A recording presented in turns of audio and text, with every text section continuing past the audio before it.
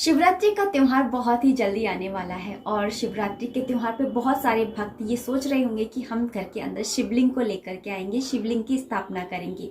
अगर आप भी ऐसा सोच रहे हैं तो इस वीडियो को आप लास्ट तक जरूर देखिएगा, क्योंकि मैं आज के वीडियो में बताने वाली हूँ कि शिवलिंग को खरीदते समय वो कौन सी बातें हैं जो आपको ध्यान में रखनी चाहिए।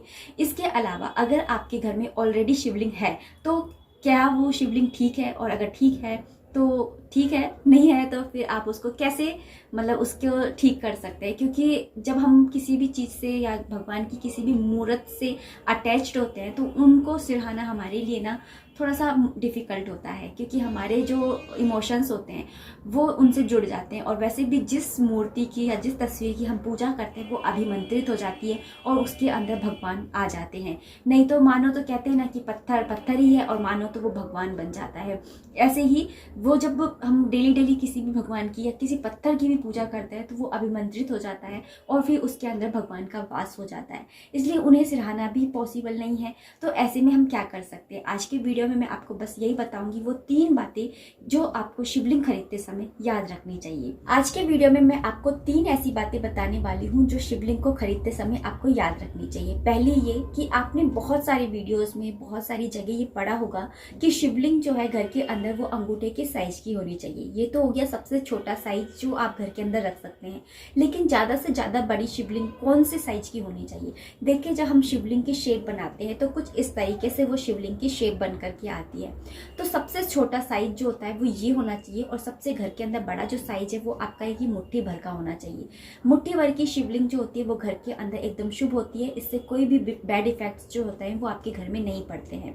दूसरी चीज जो आपको ध्यान में रखनी चाहिए वो ये है कि जब भी आप शिवलिंग को घर के अंदर स्थापित करें तो माता पार्वती, भोलेनाथ और गणेश जी महाराज, ये वाली जो मूर्ति है ये आप उनके साथ में जरूर स्थापित करें। ऐसा क्यों? देखिए दोस्तों, जो शिवजी भगवान है वो उनका स्थान हम सभी जानते हैं कि शमशान के अंदर है, और वो उनके साथ में उनके गण रहते हैं, भूत प्रेत आदि गण रहते हैं। तो जब भी शिवलिंग जहाँ पर शिव जी होते हैं वहाँ पे उनके गण भी होते हैं, और ये गण जो होते हैं बहुत उत्पात मचाते हैं, बहुत उधम मचाते हैं। जब हम शिवलिंग की स्थापना करते हैं तो वो गण भी उनके साथ में आते हैं, क्योंकि जहाँ भोलेनाथ होंगे वहाँ पे उनके गण तो होंगे ही। तो जब वो आते हैं तो वो घर के अंदर उत्पात मचाते हैं और आपके घर के अंदर कलह कलेश ये सारी चीज़ें होने लगती हैं। लेकिन जब माता पार्वती उनके साथ में होती है, मतलब कि भोलेनाथ के साथ में जब माता पार्वती होती हैं तो उनके गण जो होते हैं वो शांत होते हैं और पूजा पाठ में भगवान की सेवा में अपना ध्यान लगाते हैं, माता पार्वती के डर से, उनके भय से। इसलिए जब भी आप शिवलिंग की स्थापना करें तो साथ में ये वाली तस्वीर उनके साथ में रखना बिल्कुल भी ना भूलें, क्योंकि शिव परिवार जहाँ हो जाता है वो उसके बाद में उनके गण जो होते हैं उनका इफेक्ट जो होता है वो कम हो जाता है। इसलिए शिवलिंग के साथ में इस मूर्ति को रखना बहुत ज़्यादा जरूरी होता है। दूसरी बात आप ये ध्यान रखिए। इसके अलावा तीसरी बात, जब भी आप शिवलिंग को खरीदें तो वो अंदर से खोखली नहीं होनी चाहिए। मैं आपको अपनी शिवलिंग दिखाती हूँ।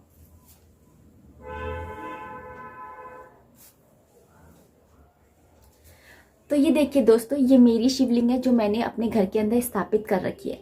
तो ये शिवलिंग देखिए अंगूठे के साइज की है, तो ये एकदम सही है। और अगर ज़्यादा से ज़्यादा आप मुट्ठी भर का जो साइज होता है वो आप ले सकते हैं, मतलब ये शिवलिंग का ये वाला।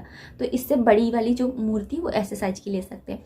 दूसरा मैंने बताया शिव परिवार होना चाहिए, जो मेरे घर में भी है। तीसरी चीज़ की खोखली नहीं होनी चाहिए। देखिए, जब हम मूर्ति को, ये शिवलिंग को लेकर के आते हैं तो नीचे की साइड से आप ये देखेंगे यहाँ पे एक होल होता है। अगर ये भरा हुआ नहीं है तो वो मूर्ति आपके लिए, जो शिवलिंग है आपके लिए शुभ नहीं रहेगी।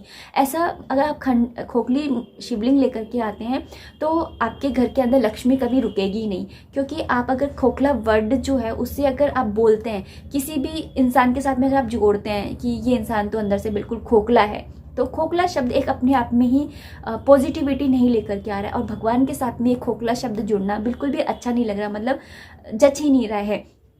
तो इसलिए जब भी आप शिवलिंग को लेकर के आए तो अंदर से देख करके लाए कि वो अंदर से खोखली ना हो।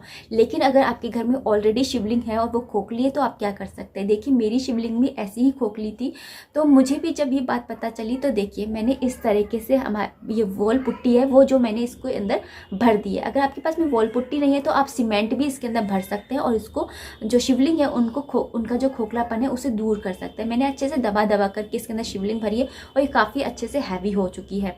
और ये खोखली भी नहीं है। शिवलिंग ही नहीं, कोई भी मूर्त आप अगर लेकर के आते हैं घर के अंदर तो वो खोखली नहीं होनी चाहिए। आपके घर में अगर जैसे समझिए कि अगर आपके घर में 50 पैसे की कमाई होती है तो आपके घर में 1 रुपये का खर्चा होगा, आपके घर के अंदर बरकत ही नहीं होगी अगर आपके घर के अंदर कोई भी मूर्त जो है वो खोखली है। तो जब भी आप शिवलिंग को लेकर के आए तो आप देख करके लेकर के लाए कि ना वो अंदर से खोखली ना हो। तो ये 3 चीजें हैं जिनको ध्यान रख कर के आपको शिवलिंग को अपने घर में लाना है और उनकी स्थापना करनी है। जय भोलेनाथ।